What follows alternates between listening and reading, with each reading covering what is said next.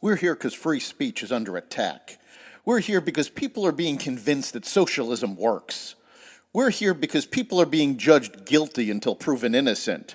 We are fighting back with facts. This is not a safe zone, so buckle up, Buttercup. This is the raw, naked truth.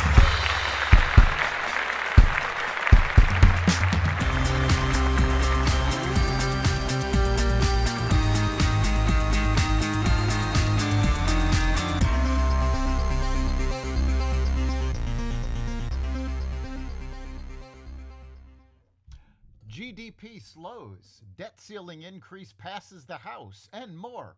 Welcome to the Raw Naked Truth. I'm your host, Eric Lopkin, and here's the news you need to know. Growth in the United States slowed considerably during the first 3 months of the year as interest rate increases and inflation took hold of an economy largely expected to decelerate even further ahead.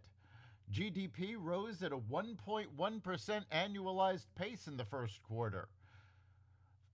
Economists surveyed by Dow Jones had been expecting growth of 2%. The growth rate followed a fourth quarter in which GDP climbed 2.6%, part of a year that saw a 2.1% increase.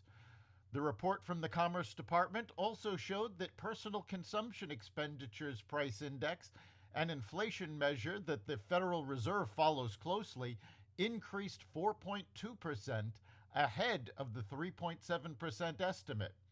High inflation and slow growth is sometimes described as stagflation, which characterized the late 1970s and early 1980s in the U.S. economy. The Fed is expected to raise interest rates again at its next meeting. House Republicans narrowly passed a bill on Wednesday that would raise the debt ceiling while cutting federal spending and rolling back major parts of President Biden's domestic agenda. Congress must raise the borrowing limit soon to keep the U.S. Treasury from defaulting on its bills, which would be catastrophic for the economy. The House legislation, which passed 217 to 215, would raise the debt ceiling and repeal Biden's programs to combat climate change and forgive some student debt. "We've done our job," House Speaker Kevin McCarthy said, adding that Biden can no longer ignore negotiations with House Republicans. The nonpartisan Congressional Budget Office stated that the bill, as passed, will cut the deficit by $4.8 trillion. The United States and South Korea agreed to cooperate on planning a U.S. nuclear response to a potential North Korean attack, President Biden and South Korean President Yoon Suk-yeol said after meeting at the White House. Washington will give South Korea more influence in consultations in exchange for agreeing not to pursue its own nuclear weapons. The U.S. also will send nuclear-armed submarines to South Korea for the first time in decades. Yoon's state visit came after leaked classified documents indicated that the U.S. had intercepted conversations among members of South Korea's National Security Council concerning U.S. pressure to provide artillery shells to Ukraine, despite a South Korean policy against arming military forces engaged in active wars. Former Republican Arkansas Governor Asa Hutchinson on Wednesday formally announced that he is running for the 2024 Republican presidential nomination.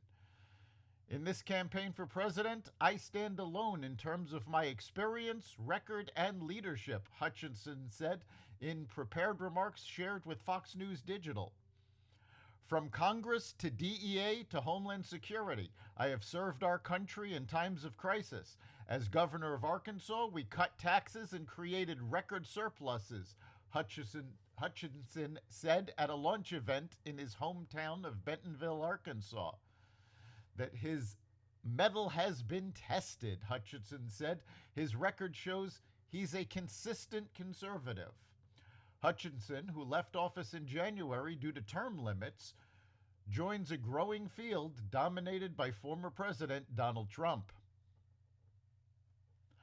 Pope Francis has approved a change giving women the right to vote at the upcoming Synod of Bishops, a periodic meeting of the world's Catholic bishops to make decisions on church policy, the Vatican announced on Wednesday.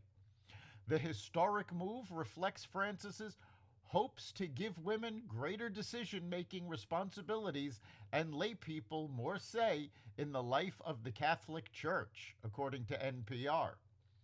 Catholic women's groups that have long accused the Vatican of treating women as second-class citizens praised the change.